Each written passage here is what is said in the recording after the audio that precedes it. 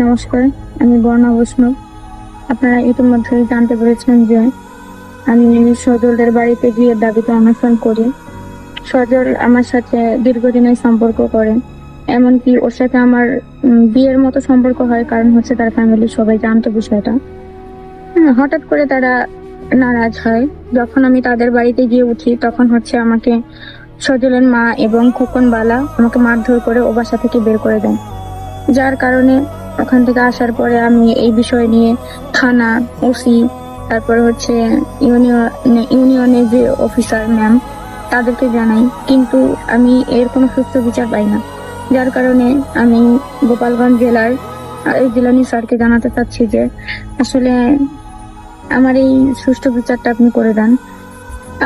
আপনারা যদি সুষ্ঠু বিচার না করতে পারেন, আমি মরে যাব। আমার মরে যাওয়া ছাড়া কোনো উপায় নেই।